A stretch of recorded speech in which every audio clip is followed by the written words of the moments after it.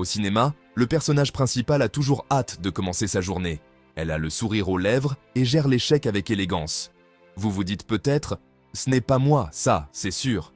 Mais qu'est-ce qui vous empêche exactement d'être comme le personnage principal d'un film? Réfléchissez-y vraiment. Peu importe ce que vous ressentez, la vie est courte. Vous ne devriez pas la gaspiller, à être passif en permanence. Dans ce livre, vous apprendrez à avoir un objectif et une direction. Pensez-vous ne pas avoir les compétences nécessaires pour avoir la vie que vous souhaitez? Avez-vous peur d'essayer? Ce livre vous aidera à surmonter ces peurs. Vous découvrirez que vous pouvez tomber amoureux de la vie, comme dans les films. Que suis-je censé faire? La vie s'accompagne d'attentes.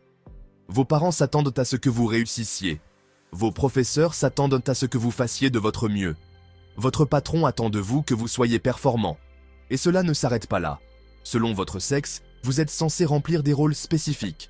Vous êtes une femme? Alors, pour quand est prévu le bébé? Vous êtes un homme. Pour quand est prévue votre propre entreprise? Bien que les rôles attribués au sexe disparaissent peu à peu, la société a toujours des attentes. Pour quand est prévu l'achat de votre maison? Avez-vous une carrière réussie? Allez-vous bientôt vous marier? Beaucoup de gens vous mettent pour la pression. Cela peut être stressant et suffocant. Bien que ces attentes semblent essentielles, elles ne le sont pas. Ce qui est important est ceci. Êtes-vous à la hauteur de vos propres attentes? Suzanne était une romancière célèbre à l'âge de 47 ans. Mais l'écriture n'a jamais été ce qu'elle avait prévu de faire. Elle voulait faire quelque chose en rapport avec l'apparence, comme être mannequin, peut-être. Suzanne se considère comme un échec. Pendant ce temps, Jack parcourait le monde en tant que journaliste.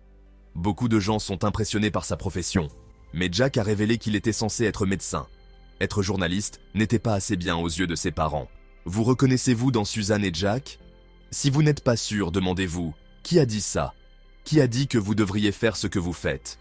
Qui a dit que vous étiez censé le faire? Soyez précis dans votre réponse. La plupart du temps, la réponse à cette question est « vos parents ». Maintenant, que faire de ces informations? Tout d'abord, prenez une feuille de papier et notez le nom de chaque membre de votre famille. Ensuite, notez les noms des personnes qui comptent pour vous, par exemple vos amis, vos professeurs ou vos voisins. Sous chaque nom, notez ce qu'ils voulaient que vous fassiez. Ils ne vous l'ont peut-être pas dit directement, mais ce n'est pas grave. Notez simplement ce que vous pensez qu'ils voulaient que vous fassiez. Par exemple, votre mère a peut-être insisté sur l'importance de la stabilité. Vous avez donc accepté ce travail de bureau stable mais peu épanouissant. Pendant ce temps, votre père voulait que vous excelliez dans votre carrière. Il voulait que vous soyez quelqu'un dont il puisse être fier. Vous comprenez peut-être mieux pourquoi vous et votre père êtes distants aujourd'hui. Examinez vos réponses lorsque vous avez terminé. Comme tous ceux qui ont fait cet exercice, vous remarquerez une tendance. Tout le monde n'aura pas les mêmes attentes. Leurs attentes seront différentes les unes des autres. Pas étonnant que vous soyez confus quant à ce que vous êtes censé faire de votre vie. Vous recevez des tonnes de signaux contradictoires. Acceptez le fait que ces attentes sont difficiles à atteindre. Et pas seulement difficiles, mais impossibles. Vous ne pouvez pas tout faire. Alors, concentrez-vous sur ce qui compte. Tout ce qui compte, c'est ce que vous voulez. Et ce que vous voulez peut être réalisé. La résistance ou ce qui vous arrête, après tout. Je ne sais pas ce que je veux faire. C'est une phrase que beaucoup de gens utilisent. L'auteur Barbara Sher n'est pas d'accord avec cette affirmation. Vous savez ce que vous voulez. Cependant, il y a quelque chose qui vous empêche de le faire. Vous devez savoir quelle est cette résistance ou ce défi. Parce que si vous ne le faites pas, vous n'avancerez jamais. Vous n'aurez jamais la vie que vous voulez. Comment saurez-vous alors ce qui vous arrête exactement? Il existe un moyen efficace de cerner cette résistance. Il suffit de se fixer un objectif. La résistance essaiera immédiatement de vous empêcher de travailler sur votre objectif. C'est toujours une garantie. Cette résistance vous fera douter de la raison pour laquelle vous bougez ou faites des changements. Elle vous dira que l'objectif n'est pas une bonne idée. Rester immobile n'a aucun sens. Vous devriez travailler sur vous-même. Vous devriez vous épanouir. Mais cette résistance vous retient. Peut-être parce que faire un quelconque changement est dangereux. C'est un territoire inconnu. Se contenter de faire la même chose chaque jour est sécurisant. C'est confortable. Mais cela ne vous mènera nulle part non plus. Il existe 2 exercices qui vous aideront à trouver votre résistance. Premièrement, trouvez un travail qui a du sens. Si vous ne savez pas ce qui vous comblerait, Notez ce qui, selon vous, rend un travail significatif. Il existe de nombreuses réponses à cette question. Ce qui compte, c'est votre interprétation. Votre définition d'un travail significatif est personnelle.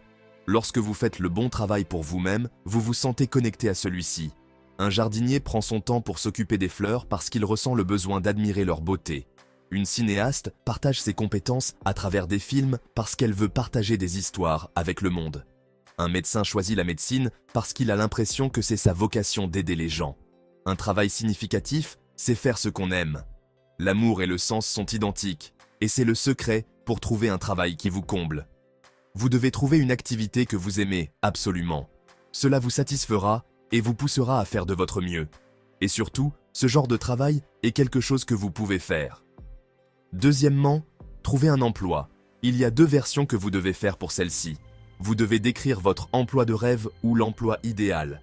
Mais vous devez également décrire l'emploi cauchemardesque. L'emploi idéal est essentiellement ce que vous considérez comme l'emploi parfait. Créez vos propres horaires, votre propre salaire, votre propre environnement de travail. Laissez libre cours à votre imagination. Le plus important, c'est que ce soit un travail. Donc, vous devez également effectuer des tâches et rédiger des rapports. Si vous voulez être votre propre patron, alors soyez votre propre patron. Mais si vous préférez être salarié, inventez le patron idéal pour vous. Créez des collègues que vous appréciez. Si vous avez du mal à créer l'emploi idéal, alors créez l'emploi cauchemardesque. Décrivez en détail tout ce que vous détestez dans un emploi. Cela peut être un mauvais salaire, un patron horrible ou un poste qui ne vous permet pas de développer vos compétences. La prochaine chose à faire est d'écrire le contraire de chaque élément de l'emploi cauchemardesque. Oui, inversez absolument tout. Cela vous aidera à réaliser ce que vous voulez vraiment dans un emploi. Si vous voulez aller plus loin, demandez l'aide d'un ami. Demandez-lui de décrire votre emploi de rêve comme s'il essayait de vous convaincre de regarder un film. Un film a des bandes annonces pour attirer l'attention. C'est ce que votre ami va faire. Par exemple, il regardera votre liste et la transformera en scénario. Vous détestez le désordre. Votre bureau est donc propre et bien rangé. Votre bureau a beaucoup de fenêtres et votre patron vous félicite régulièrement pour votre excellent travail. Lorsque votre ami a terminé, vous réalisez si votre emploi de rêve est complet ou non. Ensuite, votre ami ajoutera ou modifiera votre film. Faites-le encore et encore jusqu'à ce que vous soyez satisfait de l'image que vous avez. Petit à petit, vous commencerez à voir ce que vous attendez d'un emploi. La prochaine étape consiste à vous promettre de réaliser cet emploi de rêve. Êtes-vous en train de paniquer en ce moment? C'est fort probable. Être piégé par vos choix n'est pas confortable. Et si vous faisiez le mauvais choix, mais avoir moins de choix est exactement ce dont vous avez besoin. Vous êtes bloqué parce qu'il y a tout simplement trop d'options. Vous avez peur de faire les mauvais choix, mais vous devez prendre des décisions et vous y tenir. Alors, pendant 1 heure chaque jour, essayez de vous imaginer en train de travailler à votre emploi de rêve. Si vous vous sentez enthousiaste, c'est parfait. Mais si vous vous sentez nerveux ou effrayé, continuez à chercher. Lentement, votre résistance se fera connaître. Vous verrez ce qui vous empêche exactement d'aller chercher l'emploi que vous voulez. La solution de facilité, sûre et confortable. Ce sont les 2 raisons pour lesquelles vous ne poursuivez jamais ce que vous voulez. Il y a beaucoup de risques à poursuivre ces rêves. Vous dites que vous êtes parfaitement satisfait de la vie que vous avez maintenant. Mais vous ne pouvez pas vous empêcher d'envier les gens qui cherchent à obtenir ce qu'ils veulent. La vie est courte. Vous passez tellement de temps à essayer d'être en sécurité. Vous ne réalisez pas combien de temps vous avez perdu. Vous êtes plein d'un potentiel illimité. Si vous avez l'impression que votre vie est ennuyeuse, c'est une raison de plus pour courir après ce que vous voulez. Vous donnez un sens à la vie en trouvant des choses qui ont du sens pour vous. Et vous ne pouvez pas le faire si vous faites la même chose tous les jours. Mais par où commencer exactement? Supposons que vous soyez prêt à prendre un risque et à poursuivre un rêve. Mais vous avez l'impression que c'est trop irréaliste. Ce sont des rêves d'évasion, et tout le monde en a. Prenons le cas de Jean. Il veut être pilote sur le jet privé, le plus cher du monde. Il veut aussi affronter un ennemi dangereux et le vaincre. Il y a aussi Sophie, qui veut vivre seule pour le reste de sa vie. Elle veut que tout soit propre et calme. Elle ne veut rencontrer aucun être humain. Et vous? Quel est votre rêve d'évasion? Ne vous retenez pas sur les fantasmes que vous avez. Ces rêves d'évasion sont un indice de ce dont vous avez réellement besoin. Jean, qui voulait être pilote, avait en fait besoin de liberté et de pouvoir. Sophie avait besoin de temps pour elle. Ces rêves d'évasion vous disent ce qui ne va pas dans votre vie. Cependant, les rêves d'évasion ne sont pas des rêves sur lesquels vous devez vous attarder. Vous resterez coincé à fantasmer si vous continuez à les entretenir. Vous devez continuer à avancer dans la direction que vous indiquent vos rêves d'évasion. C'est là que vos vrais rêves entrent en jeu. Vos vrais rêves sont des rêves que vous voulez vraiment réaliser. Cela ne vous oblige pas à prendre de gros risques, contrairement aux rêves d'évasion. Pourtant, poursuivre ses vrais rêves est plus effrayant, parce qu'oser vivre son rêve est terrifiant. Mais ce n'est que votre cerveau qui vous décourage de le poursuivre activement. Prenons le cas de Gérard. Il allait suivre son vrai rêve d'écrire des scénarios, mais cela signifierait changer toute sa routine. Gérard devrait passer ses soirées à écrire parce qu'il travaille toute la journée. Il n'aura pas de temps pour sa femme s'il passe ses soirées à écrire. Mais Gérard se servait juste de sa femme comme excuse. Sa femme voulait même qu'il écrive le soir, parce qu'elle sait qu'il adore ça. Gérard a admis que son travail actuel était passable. Il fait du montage toute la journée pour le travail, mais il ne supporte pas l'idée d'être monteur. Il veut être scénariste. Mais s'il quitte son travail, Gérard ne peut pas subvenir à ses besoins et à ceux de sa femme. Il est donc condamné à rester à son poste pour toujours. Mais Gérard a tort. Il aura plus de chances de devenir un scénariste à succès s'il garde son travail.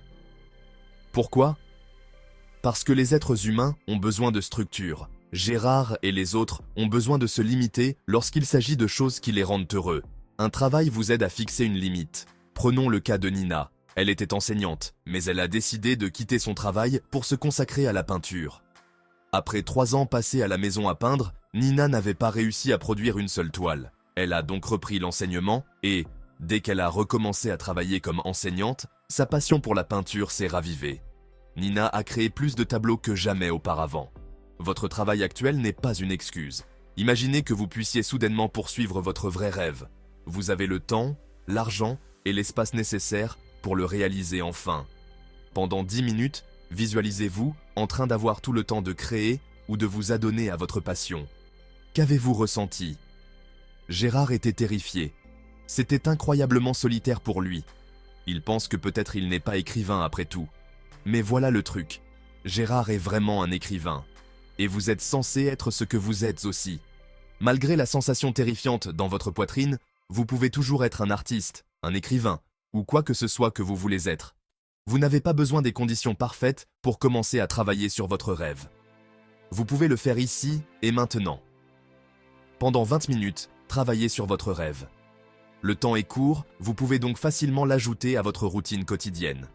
Finalement, vous serez plus productif et épanoui avec vos créations. Rien ne m'intéresse jamais. Le chapitre précédent expliquait comment commencer à travailler à la réalisation de vos rêves. Mais qu'en est-il de ceux qui n'ont aucun rêve ? Prenez Chris, par exemple. Rien ne l'intéresse jamais. Par conséquent, il ne se sent pas motivé pour poursuivre quoi que ce soit. Les gens comme Chris, malheureusement, souffrent de négativité chronique. C'est lorsque votre vision de la réalité est négative. Vous n'essayez pas, car pourquoi faire des efforts ? Vous vivez chaque jour parce que vous n'avez pas d'autre choix. Lorsque vous êtes de mauvaise humeur depuis longtemps, vous devez faire 3 choses. Ces 3 choses vous aideront à réaliser que votre manque d'intérêt n'est pas grave. Premièrement, consultez un thérapeute ou un médecin. Assurez-vous d'être physiquement et mentalement bien. Certaines personnes ne se rendent jamais compte qu'elles souffrent de dépression clinique. Deuxièmement, faites autant d'exercices que possible. Être physiquement actif peut améliorer votre humeur. Même si cela semble épuisant, essayez de courir ou de faire du jogging. Vous constaterez une grande différence par la suite en ce qui concerne votre humeur. Troisièmement, choisissez un objectif. Cela semble stupide. La raison pour laquelle vous lisez ce livre en premier lieu est que vous n'avez pas d'objectif. Mais vous avez tort. Le problème est que vous ne pouvez pas choisir un objectif que vous aimez. La 3e étape consiste simplement à travailler sur n'importe quel objectif. Puisque vous n'avez aucun intérêt, travaillez sur n'importe quoi. Pourquoi devriez-vous faire cela ? C'est parce que vous devez vous mettre en mouvement. Bientôt, vous aurez l'élan nécessaire pour vous consacrer à certains projets. Vous vous sentirez attaché. Votre négativité chronique disparaîtra lentement. Il y a de nombreuses raisons pour lesquelles rien ne vous intéresse. Peut-être avez-vous été critiqué dans le passé pour avoir poursuivi quelque chose. Vous avez peut-être vu quelqu'un se faire critiquer pour le même intérêt. Peut-être que vos parents ne pensaient pas que votre intérêt en valait la peine, et donc, ils vous ont découragé de le faire. Si vous voulez retrouver l'enthousiasme pour vos intérêts, vous avez besoin d'une stratégie. La première stratégie consiste à céder à la critique. Si quelqu'un vous a dit que vous n'étiez pas doué pour quelque chose, surprenez-le en étant d'accord. Dites que vous êtes conscient de la quantité de pratique dont vous avez besoin. Si votre mère a dit que votre dessin était horrible, dites « tu as raison ». Regardez comment elle ne vous critiquera plus jamais. Certaines personnes deviennent amères parce qu'elles n'ont pas poursuivi leurs intérêts. Et donc, ils découragent les autres de poursuivre les leurs. Faites savoir à vos parents que leurs critiques ne vous affectent pas. La deuxième stratégie consiste à vous attaquer à vos mécanismes de défense et à vos défauts. Félicitez les raisons pour lesquelles votre intérêt s'est éteint.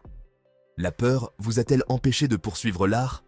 Dites merci à cette peur, mais ne l'accueillez plus dans votre esprit. Il est temps que votre passion pour l'art transparaisse. Souvent, vos défauts sont créés par les gens qui vous entourent. Supposons qu'un ami vous ait dit un jour que vous étiez stupide d'aimer quelque chose. Dédiez un hommage aux personnes stupides.